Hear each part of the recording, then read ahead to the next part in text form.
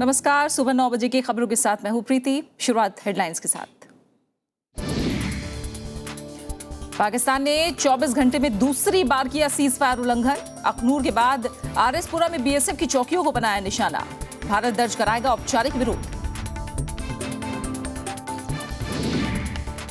व्यापम मामले में सीबीआई ने दर्ज की तीसरी एफआईआर। पीएमटी टेस्ट मामले में 28 को बनाया अभियोग। पहली 2 एफआईआर में 29 आरोपी।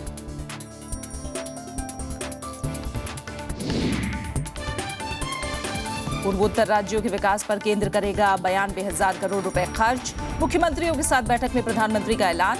नई सड़कें और रेल लाइनों की योजना। देश भर में पेट्रोल डीजल 2 रुपए सस्ता, लेकिन दिल्ली में महंगा। केजरीवाल सरकार ने बढ़ाई वैट की दरें। और ग्रीस की संसद ने दी बेल आउट पैकेज को मंजूरी। कड़ी शर्तों के विरोध में लोगों ने किया हिंसक प्रदर्शन। उप वित्त मंत्री ने दिया इस्तीफा।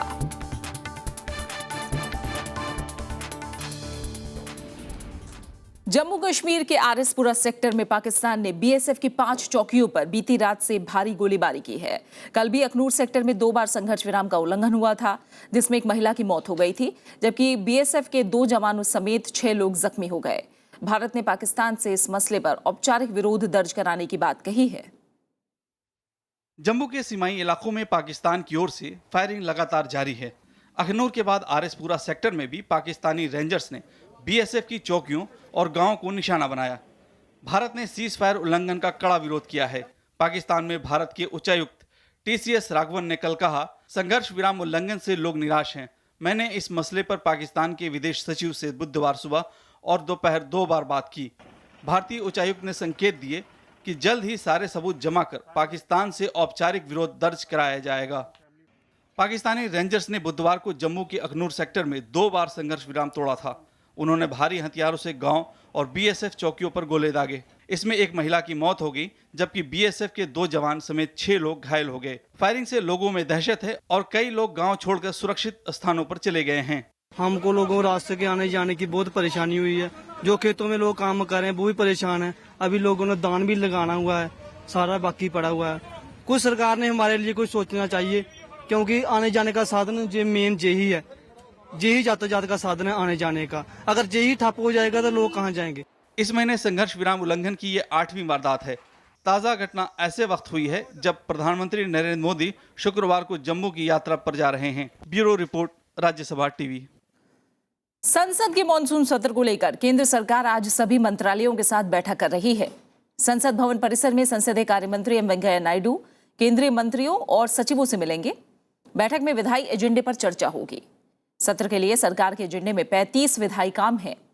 मॉनसून सत्र 21 जुलाई से शुरू हो रहा है। संसदीय कार्य मंत्री ने 20 जुलाई को लोकसभा और राज्यसभा में सभी दलों के नेताओं की बैठक बुलाई है।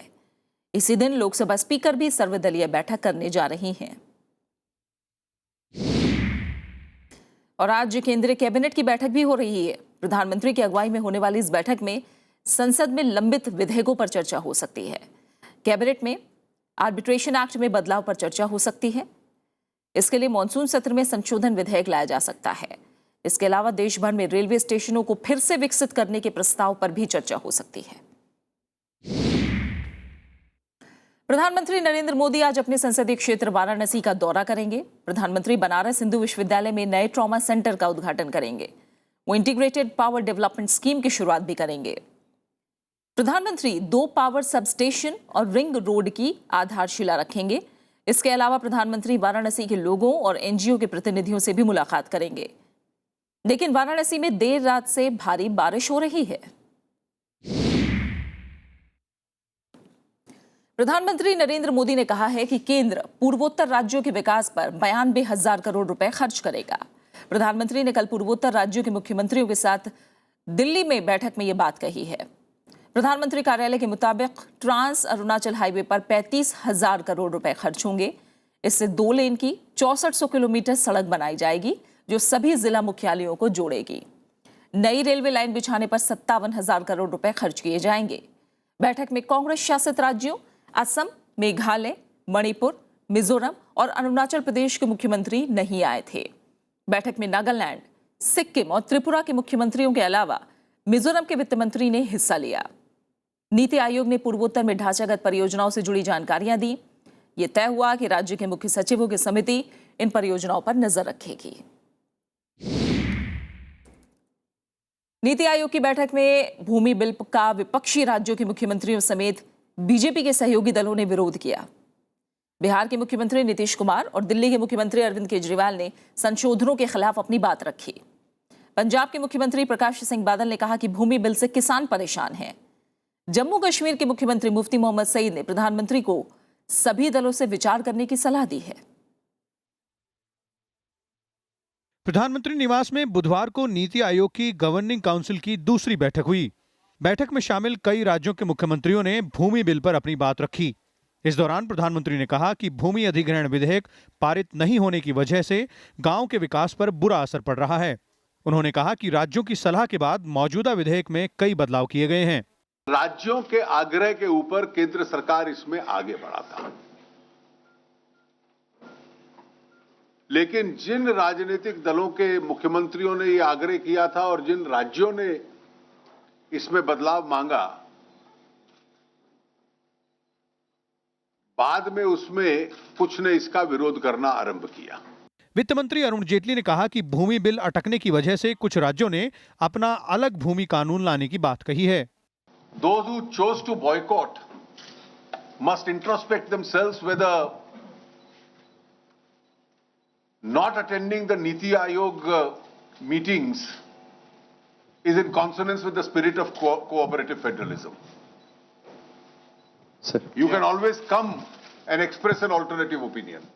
21 जुलाई से शुरू हो रहे संसद के मानसून सत्र से पहले सरकार इस बैठक के जरिए भूमि बिल पर सहमति बनाने की कोशिश में नजर आई। बैठक में बिहार के मुख्यमंत्री नीतीश कुमार, दिल्ली के सीएम अरविंद केजरीवाल, त्रिपुरा के माणिक सरकार के साथ एनडीए शासित सभी राज्यों के मुख्यमंत्री शामिल हुए। हालांकि कांग्रेस शासित राज्यों के मुख्यमंत्रियों ने बैठक का बहिष्कार किया। जो नया प्रस्तावित इनका संशोधन विधेयक है वह किसानों के हित के प्रतिकूल है, तो हमने सुझाव दिया कि आम अवधारणा यही है और इसी के मद्देनजर, और चूंकि सब लोगों ने 2013 के कानून में साथ दिया था, इसलिए उसी कानून को लागू करना चाहिए। मोटे तौर पे ये सहमति बनी कि 2013 में जो बना हुआ कानून है वो विकास को रोकने वाला है, इंफ्रास्ट्रक्चर को पीछे छोड़ने वाला है, और 2015 जो आज पार्लियामेंट से जिसको मंजूरी भी हुई है, सेलेक्ट कमेटी के पास है, जो आने वाले समय में आ रहा है, तो हमने सब ने कहा कि इसको प्रधानमंत्री जी को आगे बढ़ना चाहिए और ये बिल स्टेट को और ज़्यादा यदि लगता है कि हम इसका क्रियान्वयन बेहतर तरीके से कर सकते हैं तो राज्यों के ऊपर विश्वास किया जाना चाहिए। बैठक के बाद केजरीवाल ने ट्वीट करके बताया कि बैठक में उन्होंने भूमि बिल पर अपनी आपत्ति जताई थी। उधर कांग्रेस ने भी कहा है कि जब संसद की संयुक्त समिति भूमि बिल की जांच कर रही है तो अलग से बैठक बुलाने की जरूरत नहीं थी। NITI Aayog is not in a position to discharge many of the constitutional duties which was being done by the Planning Commission. So the effectiveness of the Niti Aayog is still in question. पश्चिम बंगाल की मुख्यमंत्री ममता बनर्जी, तमिलनाडु की मुख्यमंत्री जे जयललिता और उत्तर प्रदेश के मुख्यमंत्री अखिलेश यादव भी नीति आयोग की इस बैठक में शामिल नहीं हुए। भूमि बिल की जांच कर रही 30 सदस्यीय संसद की संयुक्त समिति को मानसून सत्र के पहले हफ्ते में ही अपनी रिपोर्ट सौंपनी है। प्रणव गोस्वामी के साथ विशाल दहिया, राज्यसभा टीवी, दिल्ली। सीबीआई ने मध्य प्रदेश व्यापम घोटाले के मामले में अब तक 3 एफआईआर दर्ज की हैं। नई एफआईआर 2009 और 2010 के पीएमटी टेस्ट से जुड़ी है, जिसमें 28 लोगों को अभियुक्त बनाया गया है। इस बीच कांग्रेस ने केंद्रीय पेट्रोलियम मंत्री धर्मेंद्र प्रधान पर व्यापम का पैसा लेने का आरोप लगाते हुए उनके इस्तीफे की मांग की है। हालांकि बीजेपी ने इन आरोपों को बेबुनियाद और गलत करार दिया है। व्यापम मामले में बीजेपी की मुश्किलें कम होती नजर नहीं आ रही हैं। कांग्रेस ने पेट्रोलियम मंत्री धर्मेंद्र प्रधान समेत बीजेपी के कुछ नेताओं पर व्यापम मामले में मुख्य आरोपी सुधीर शर्मा से पैसे लेने का आरोप लगाया है। कांग्रेस प्रवक्ता रणदीप सुरजेवाला ने दस्तावेजों के जरिए एयर टिकट की बुकिंग और पैसों के लेन देन का आरोप लगाया। साथ ही कांग्रेस ने फिर से मामले की निष्पक्ष जांच के लिए मध्य प्रदेश के मुख्यमंत्री शिवराज सिंह चौहान के इस्तीफे की मांग दोहराई है।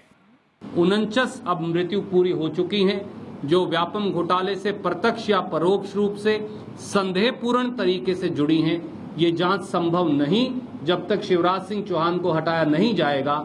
बीजेपी ने इन आरोपों को बेबुनियाद और गलत बताया है। वहीं केंद्रीय मंत्री धर्मेंद्र प्रधान ने इन आरोपों को खारिज करते हुए कहा है कि वो किसी भी जांच के लिए तैयार हैं।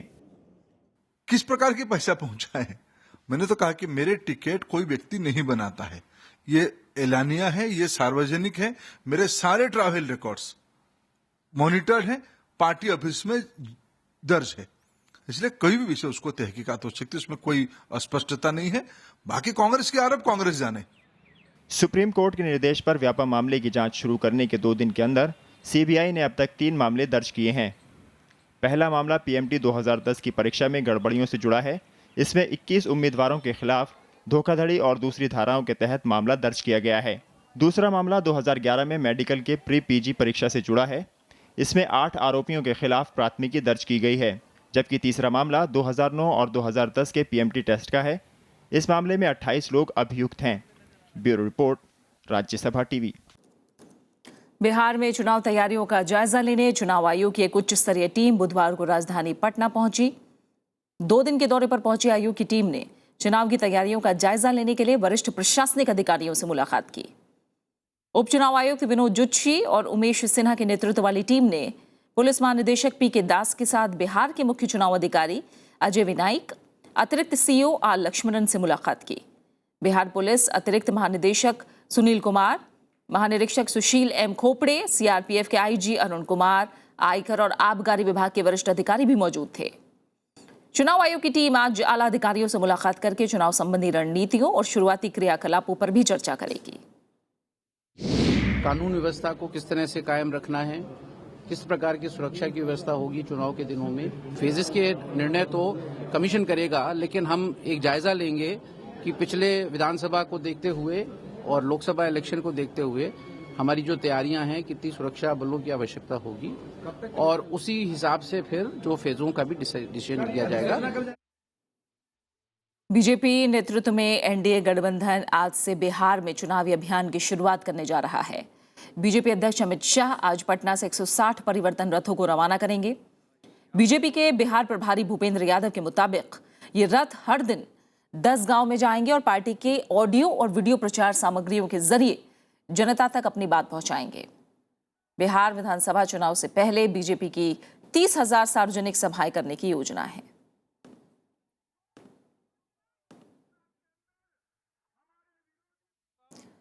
फिलहाल रुक रहे एक छोटे से ब्रेक के लिए। आगे देखेंगे नासा की न्यू होराइजन यान से मिली प्लूटो की नई तस्वीरें।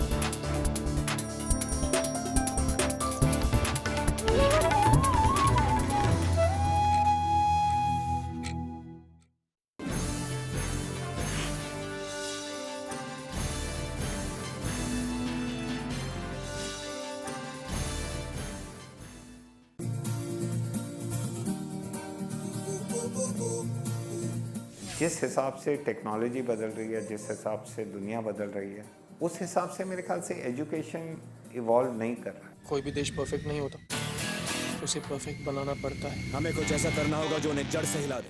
आम आदमी इतना जूझ रहा है अपनी रोज़ की ज़िंदगी से, तो मेरे को फिल्म बनाने के लिए जूझना मुझे कोई बड़ा बात, उसमें बड़ी बात लगती नहीं। नमस्कार, मैं हूँ राकेश ओम प्रकाश मेहरा। उससे मिलिए प्रोग्राम गुफ्तगू, सिर्फ राज्यसभा टीवी पर। कला की दुनिया से जुड़े ताबिंदा सितारे,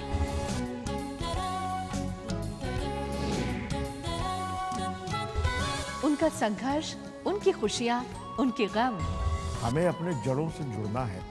सियात का होना खुदा के बराबर है। क्रिएटिविटी का जज्बा आपके शरीर में चलता है, मुझे लगता है।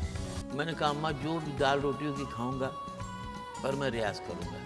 हर मुलाकात का अंजाम जुदाई है। उनकी कामयाबियों और उनकी जिंदगी की तस्वीर है प्रोग्राम शख्सियत। थोड़ा मिले इज्जत का मिले, ये पूजा है, ये एक इबादत है। खाने के लिए भी सीखना पड़ता है। रास्ते पे पड़े हैं कीटाणु की तरह, लेकिन इंसेक्ट। मिलिए हर हफ्ते एक नई हस्ती से, सिर्फ राज्यसभा टीवी पर।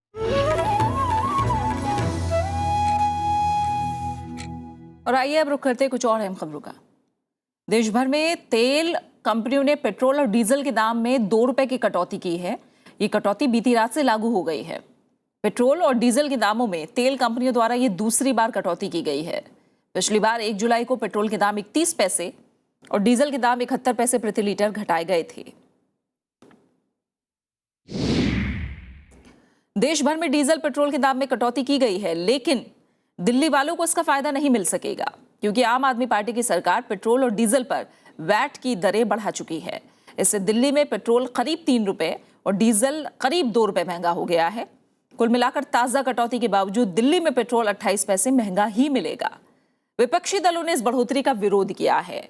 नई कीमतें दिल्ली में भी आज से लागू हो गई हैं। दिल्ली में अब पेट्रोल और डीजल की कीमतों में पड़ोसी राज्यों के मुकाबले ज्यादा अंतर नहीं रह गया है। आम आदमी पार्टी सरकार ने पेट्रोल और डीजल पर वैट की दरें बढ़ाकर इस अंतर को काफी कम कर दिया है।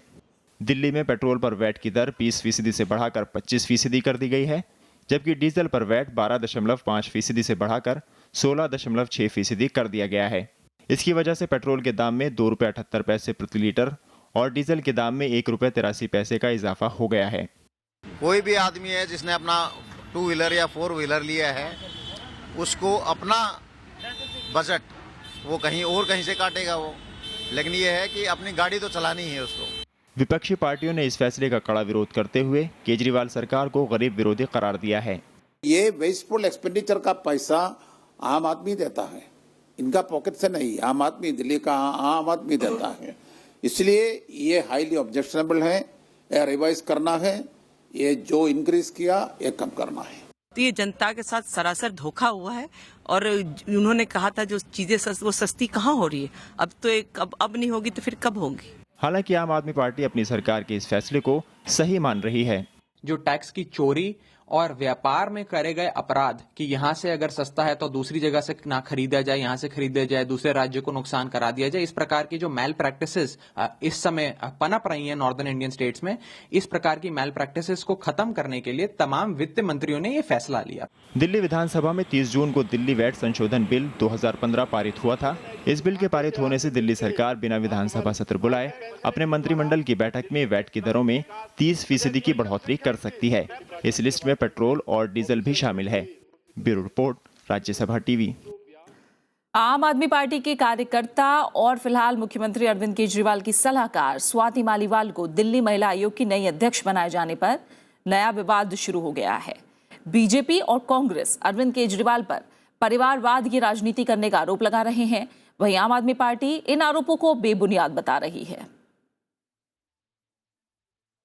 स्वाति मालीवाल दिल्ली महिला आयोग की नई अध्यक्ष होंगी। मौजूदा अध्यक्ष बरखा सिंह का कार्यकाल 17 जुलाई को खत्म हो रहा है, लेकिन स्वाति की नियुक्ति पर विवाद खड़ा हो गया है। स्वाति पार्टी के हरियाणा से सक्रिय नेता नवीन जयहिंद की पत्नी होने के साथ ही मुख्यमंत्री अरविंद केजरीवाल की सलाहकार भी हैं। दिल्ली सरकार के इस फैसले की जमकर आलोचना शुरू हो गई है।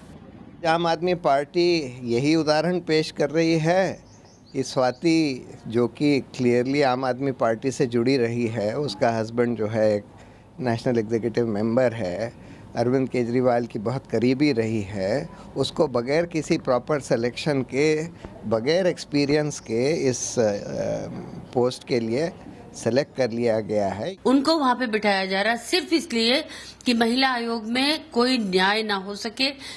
बीजेपी और कांग्रेस भी केजरीवाल पर परिवारवाद को बढ़ावा देने का आरोप लगा रहे हैं। आम आदमी पार्टी की वो कार्यकर्ता नहीं है। स्वाति जी क्या आम आदमी पार्टी की जो सरकार दिल्ली के अंदर चल रही है उसमें एडवाइजर के तौर पे काम नहीं कर रही? क्या स्वाति जी अरविंद केजरीवाल जी की रिश्तेदार नहीं है? This is a clear case of nepotism. In fact, whatever they have been saying in public, they are doing just the opposite.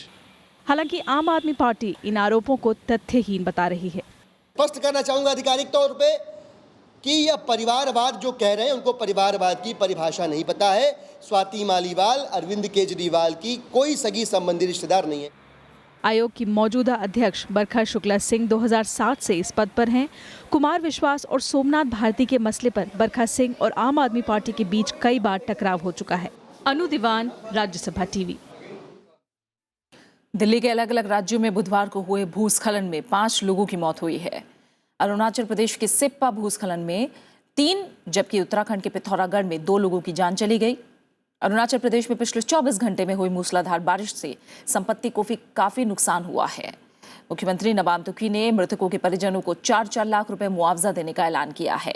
इसके अलावा पश्चिम बंगाल के कालिम्पोंग में भूस्खलन से कुछ घरों और मुख्य सड़कों को नुकसान पहुंचा है। वहीं असम में करीब 65,000 लोग बाढ़ से पीड़ित हैं, जबकि 1600 एकड़ फसल पानी में डूब गई है। धीमाजी, लखीमपुर और सोनितपुर में हालात सबसे ज्यादा खराब हैं। लोगों को सुरक्षित स्थानों पर पहुंचाने का काम जारी है। आईपीएल में फिक्सिंग मामले में सुप्रीम कोर्ट की लोढ़ा समिति की रिपोर्ट आने के बाद कल पहली बार कोलकाता में बीसीसीआई अध्यक्ष जगमोहन डालमिया और आईपीएल चेयरमैन राजीव शुक्ला ने मुलाकात की। इस मुलाकात को काफी अहम माना जा रहा है। मुलाकात के बाद बीसीसीआई प्रमुख जगमोहन डालमिया ने भरोसा दिलाया कि आईपीएल 9 होगा। उन्होंने कहा कि जहां तक बीसीसीआई का सवाल है तो इसमें कोई दिक्कत नहीं होगी।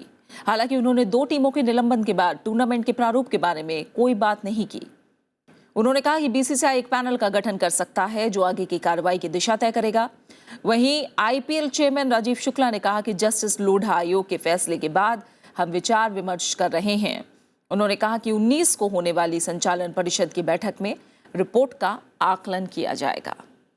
Convene the meeting of the governing council of IPL on 19th of July, where the entire report will be discussed and analyzed, and after that, the governing council will take a decision whether a group should be appointed to study the report, that how it can be.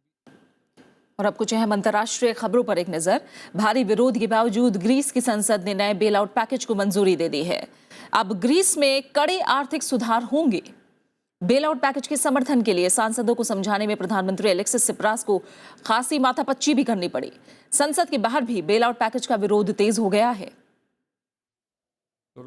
बुधवार को Greece की संसद के भीतर bail out package पर बहस हो रही थी और बाहर इसके विरोध में हिंसक प्रदर्शन हो रहा था।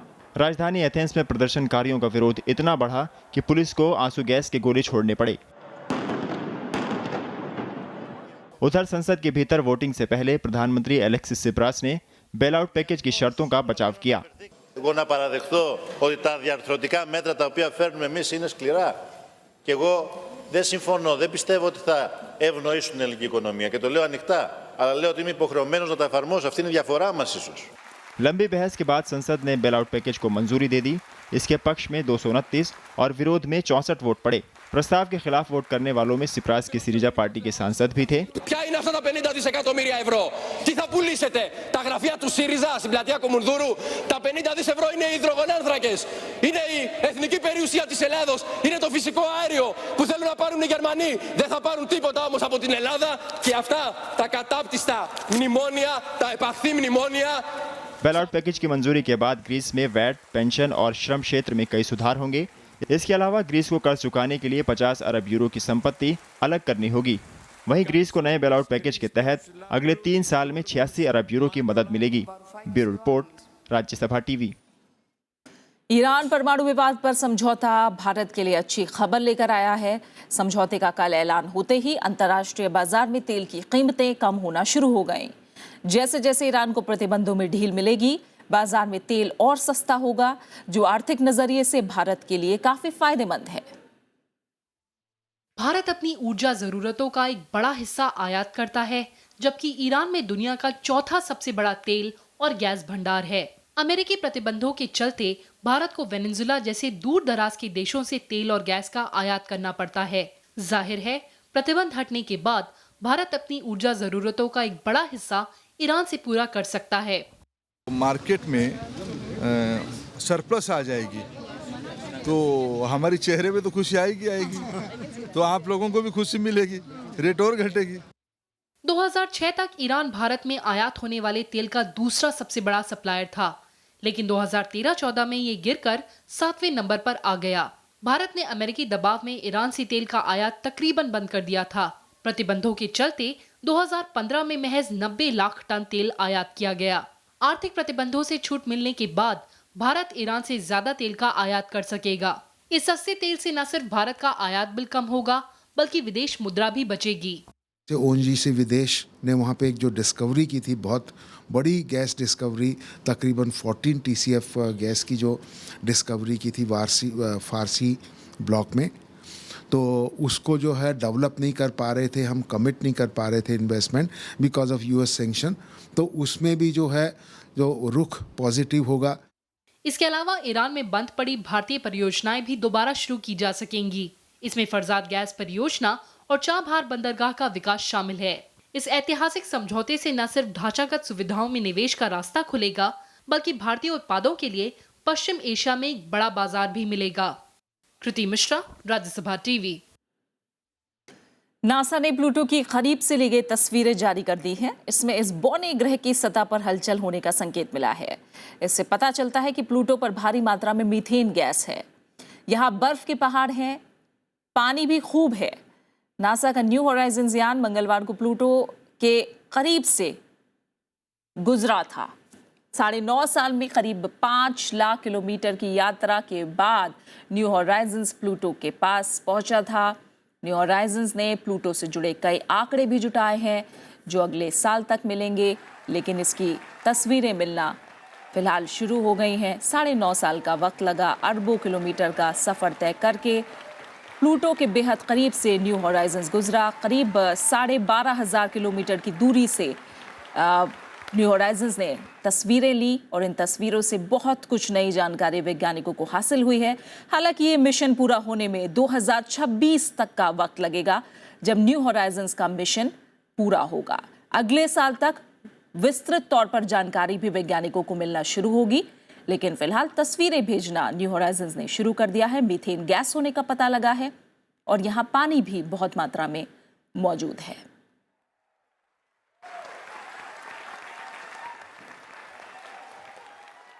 और फिलहाल इसके साथ इस बुलेटिन में इतना ही।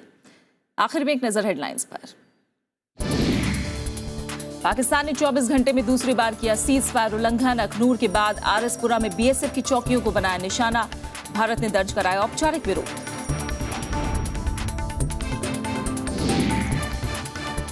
व्यापम मामले में CBI ने दर्ज की तीसरी FIR। PMT टेस्ट मामले में 28 को बनाया अभियोग। पहली 2 FIR में 29 आरोपी। पूर्वोत्तर राज्यों के विकास पर केंद्र करेगा 92,000 करोड़ रुपए खर्च। मुख्यमंत्रियों के साथ बैठक में प्रधानमंत्री का ऐलान। नई सड़कें और रेल लाइनों की योजना। देश भर में पेट्रोल डीजल 2 रुपए सस्ता, लेकिन दिल्ली में महंगा। केजरीवाल सरकार ने बढ़ाई वैट की दरें।